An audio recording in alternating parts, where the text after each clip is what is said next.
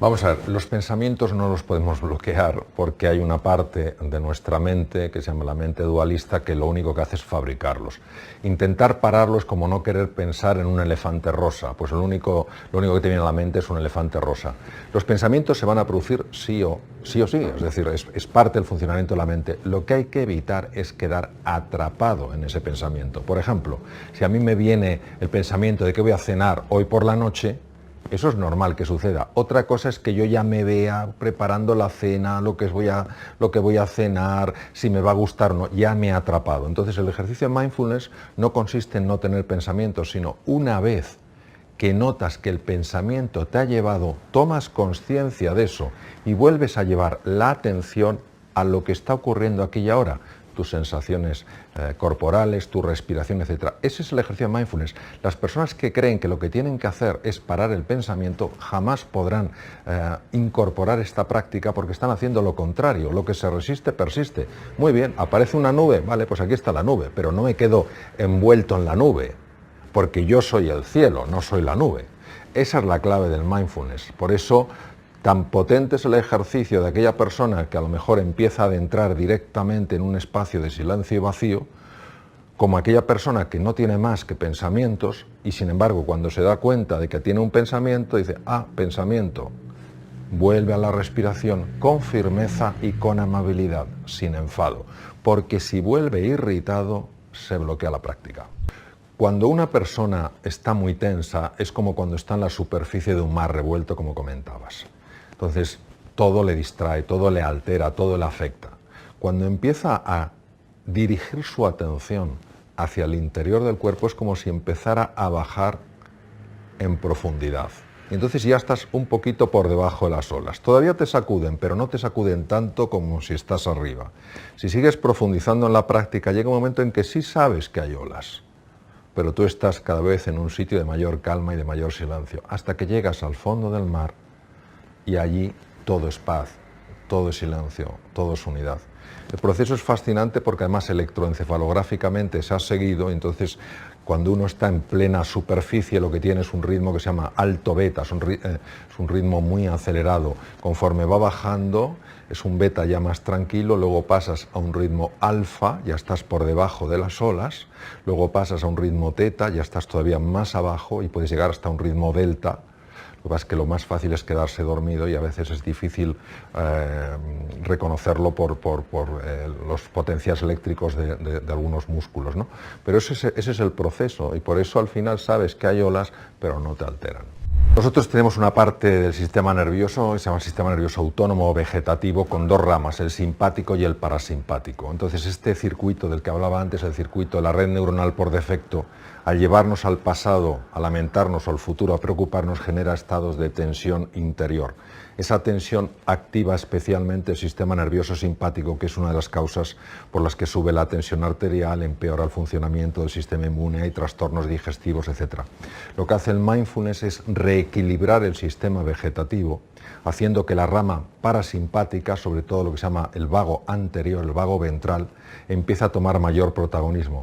¿Cuál es el efecto? El efecto es una mejora en la tensión arterial, una mejora, por ejemplo, en el manejo del azúcar en las personas diabéticas, una mejora en el funcionamiento del sistema inmune y además dos elementos importantísimos.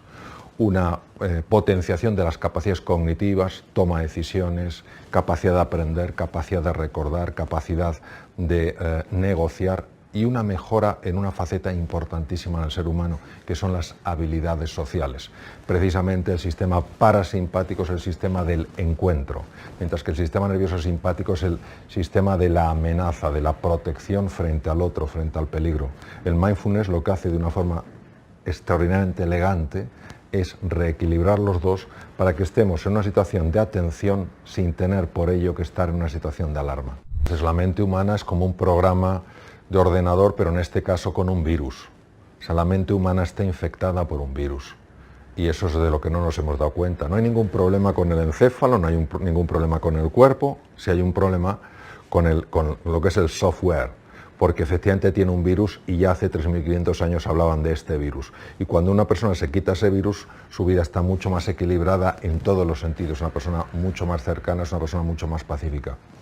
¿Qué es lo que ocurre? Que nosotros intentamos serenar la mente desde la mente. Y eso no se puede hacer. El propio Einstein decía que ningún problema importante puede ser resuelto en el mismo nivel de pensamiento en el que surgió. Hay que trascender la mente. Trascender quiere decir, viene del verbo latino transcando, ir más allá de la mente. ¿Qué es ir más allá de la mente? Ir más allá de la mente quiere decir dejar de estar atrapado por eso que fabrica la mente e irte a la experiencia directa de los sentidos. Lo que pasa es que esto es tan contraintuitivo que muchas personas no le han dado valor a pesar de que ha estado vigente durante tantos cientos de años. Ha tenido que ser la ciencia la que, poniendo electrodos, haciendo mediciones bioquímicas, etcétera, etcétera, incluso a nivel molecular, ha descubierto como algo tan sencillo como volver a los sentidos, es decir, despegarse de esa tendencia a quedar atrapado en pensamientos normalmente creadores de ansiedad. El volver al cuerpo tiene un impacto incluso a nivel de los cromosomas, incluso a nivel del ADN. Y cuando esto se ha mostrado y se han visto los datos, han dicho, bueno, esto será contraintuitivo. Lo que está claro es que está mostrando un camino que previamente estaba velado. Es incuestionable ya que la neuroplasticidad, la formación de nuevas neuronas, de nuevas conexiones, es un hecho, no es una opinión. Sabemos que las personas que practican mindfulness experimentan neuroplasticidad, es decir, o aumento del número de neuronas o aumento de las conexiones en varias regiones, por ejemplo en los hipocampos. Los hipocampos son fundamentales sobre todo en dos cosas: el aprendizaje y el control del miedo. En segundo lugar, la neuroplasticidad afecta a una región que se llama el cíngulo anterior. El cíngulo anterior es clave en todas las relaciones humanas, lo que es la inteligencia social, ¿no? Y finalmente en lo que se llama la corteza orbitofrontal izquierda, que está justo encima de la órbita del ojo izquierdo, que controla un núcleo que es la amígdala. La amígdala es la que se libera en situaciones de miedo y situaciones de ira. Imaginemos lo que es vivir con menos miedo y menos ira. ¿Cuál sería la diferencia entre el estrés bueno y el estrés malo, Mario? Yo creo que es una gran pregunta porque la palabra estrés tiene un montón de connotaciones negativas. Hay que recordar que cuando usamos palabras, el significado de esa palabra viene dado por el cajón emocional que abre en nosotros. El estrés es un mecanismo sumamente complejo que lo que pretende es ayudarnos en ciertos momentos en los cuales nuestra capacidad de afrontar el reto que tenemos delante no es suficientemente adecuada. Tenemos dos mecanismos. El proceso del estrés pone en marcha dos mecanismos. Uno es un mecanismo llamado de supervivencia, que solo se activa o se tendría que activar cuando nos encontramos frente a una amenaza real. Pongamos el caso de una situación en la que vamos a cruzar una carretera, llega un autobús y en un momento determinado nuestro cerebro percibe el peligro y nos bloquea. Y gracias a eso el autobús no nos atropella. O en entornos tal vez más alejados de la civilización, ante la presencia de un depredador, se ponen en marcha procesos de ataque, de huida o de bloqueo, que son los tres típicos del mecanismo de supervivencia. ¿Por qué? Porque tienen que ser respuestas tremendamente rápidas. El cerebro no puede elegir entre 33 respuestas cuando la vida depende de segundos. Sin embargo, hay otro mecanismo que es el mecanismo de adaptación. En un mecanismo de adaptación, la clave es que el cerebro no percibe una amenaza, sí percibe incertidumbre, sí percibe cambio.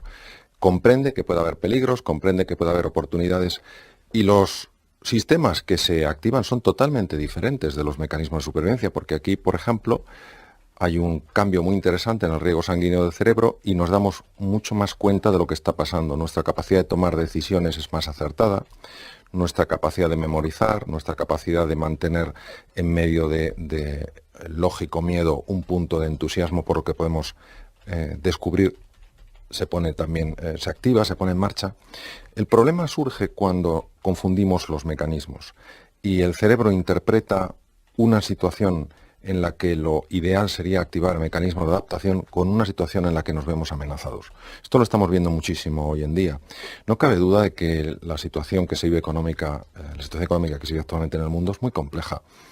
Lo que pasa es que si nosotros ante esa situación activamos mecanismos de supervivencia, las únicas reacciones que van a surgir de la activación de este proceso es ataque, huida o bloqueo, que lo estamos viendo muchísimo.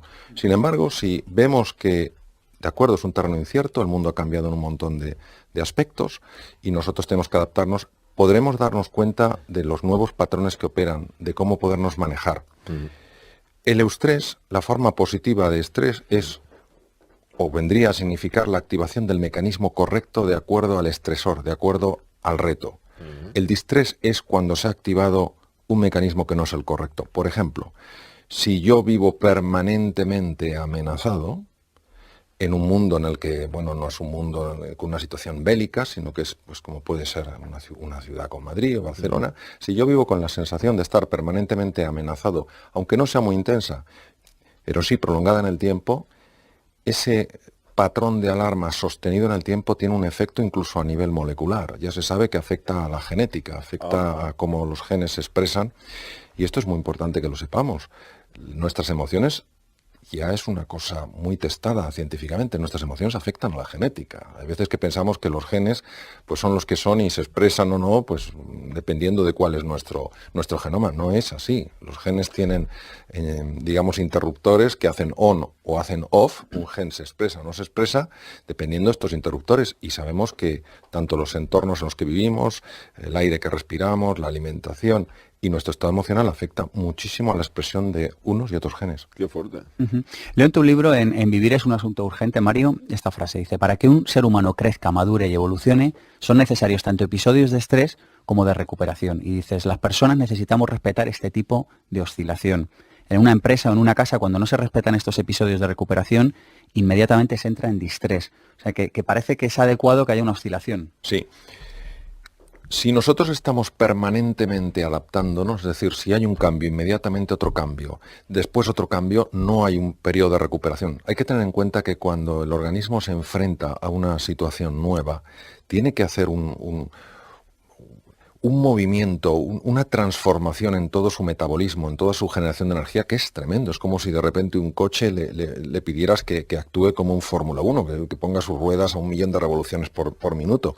Esto es una cosa que obviamente implica un desgaste y una necesidad de recuperación. Hoy sabemos que uno de los problemas que está padeciendo la sociedad moderna es que además de que estamos permanentemente en esta situación de tensión, no nos tomamos en serio los periodos de descanso.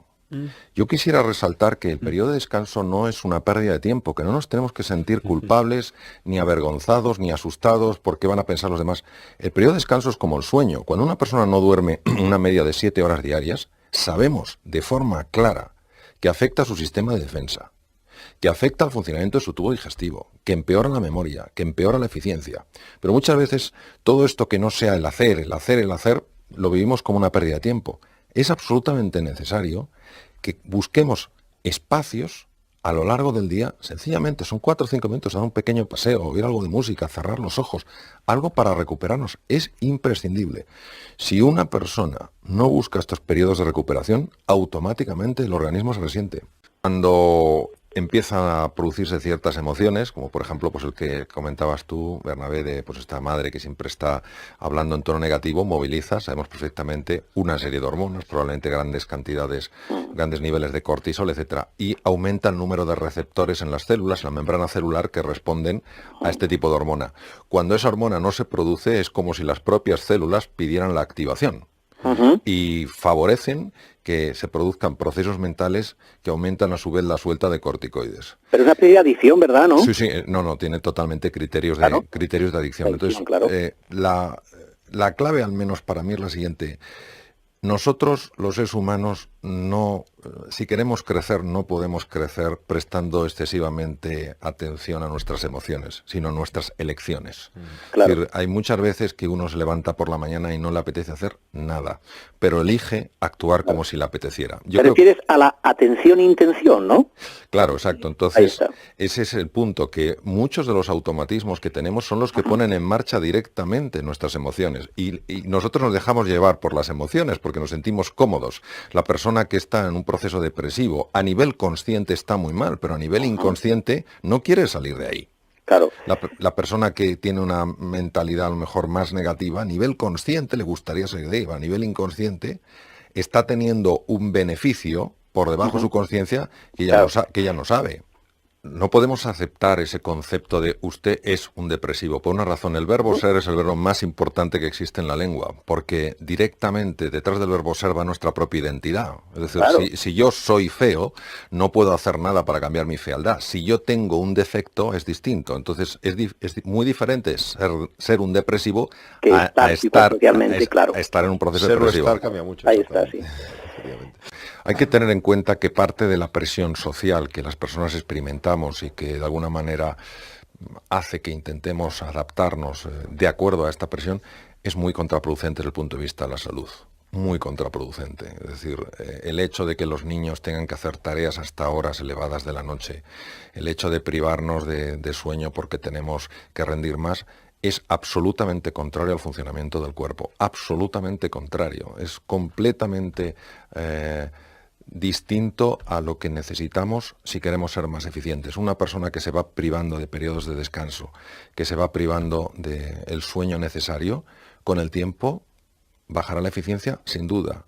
Y además sabemos que repercutirá físicamente en su cuerpo. Comentas en tu libro que cuando estamos en una situación de distrés, a nuestro alrededor se hace la oscuridad y no somos capaces de ver salidas. Entonces a mí me gustaría que nos explicaras esto, por qué ocurre y cómo podemos salir de ahí. Cuando una persona, por ejemplo, se ve en el paro, puede verse frente a dos tipos de amenazas. La primera amenaza es la amenaza lógica de no poder hacer frente pues, a cosas que son vitales, los colegios de los hijos o su propia hipoteca, lo que sea. Eso por un lado. Y por otra parte, es la amenaza a su propia sensación de dignidad personal.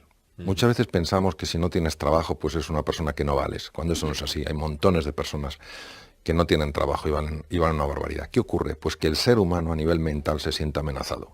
Activa de forma natural los mecanismos de supervivencia. Ataque, por eso se vuelve normalmente, habitualmente, más agresivo, más irascible. Huida, en cuanto se mencionan ciertos temas, siente que no forma parte y tiende a aislarse, o bloqueo. El bloqueo es una situación muy habitual de ver y se debe a lo siguiente. Una vez que se ha activado el mecanismo de supervivencia, se produce un cambio drástico en el riego sanguíneo del cerebro. La parte anterior de nuestro cerebro, justo la que está situada detrás de la frente, es básica para ver las cosas con perspectiva, para tomar decisiones de largo alcance. Sin embargo, esta parte, el propio cerebro no considera que sea necesario tenerla activa y se lleva la sangre a la parte que sí es necesaria cuando uno está haciendo frente a una amenaza, que son centros profundos del llamado sistema límbico. Claro, esto es una paradoja, porque realmente una persona que lo que necesita es tener una zona prefrontal perfectamente regada, con buen metabolismo, experimenta justo lo contrario. ¿Y cómo puedo yo hacer que mi pensamiento, que mi mente desconecte, que cambie, que abra la vía otra vez? Bien. Hay tres mecanismos que sabemos que son potentes para devolver el riego a la zona prefrontal. El primero, aunque nos cueste, es buscar la comunicación. Es terrible el efecto que tiene el aislamiento. Y cuando una persona empieza a aislarse, no esperemos que nos pida ayuda. Se siente demasiado avergonzada, se siente demasiado empequeñecida. Hemos de ser nosotros los que nos mostremos accesibles y cercanos a esa persona. Esto se da con especial frecuencia en los hombres. Esta tendencia al aislamiento. Luego, lo primero es buscar la comunicación. Y si la persona no la provoca, porque probablemente no la provocará, continuamente transmitirle que estamos ahí, que estamos cerca. En segundo lugar es el ejercicio físico. No puedo describir con palabras el impacto que tiene el cuerpo en los procesos mentales. Hacer ejercicio físico, salir a dar un paseo de 20 minutos, un paseo rápido, donde se acelere el corazón y la respiración, tiene un efecto directo en el funcionamiento del cerebro. En tercer lugar, tiene mucho poder, tiene una gran potencia la forma en la que dirigimos la atención. En lugar de quedarnos envueltos y atrapados en preguntas de ¿por qué a mí? ¿Por qué me ha pasado a mí? ¿Yo no me merezco? Cambiar por completo el foco de la pregunta. ¿Qué puedo sacar de aquí que sea valioso? ¿Qué otras opciones hay? ¿A quién le puedo pedir ayuda? ¿Qué hay de valor en mí que todavía no he expresado? ¿Qué nuevas posibilidades podría empezar a buscar? Lo que se trata no es de encontrar la respuesta a la pregunta, lo que se trata es de cambiar el riego cerebral.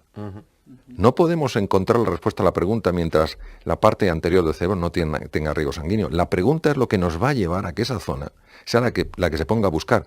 Mientras no salgamos de lo que se llama el secuestro amigdalino, que es el secuestro por estas estructuras cerebrales de los procesos mentales, no podemos encontrar opciones. Nosotros tenemos un montón de automatismos de los que no somos conscientes. Claro. Un montón de ellos. Entonces es acción, inmediatamente reacción. Y esto, aunque nos parezca mentira, es una amenaza a la libertad de la persona. Muchas veces nuestros automatismos son imprescindibles porque por lo menos son rápidos. La respuesta es el espacio que hay entre lo que me sucede y lo que yo hago.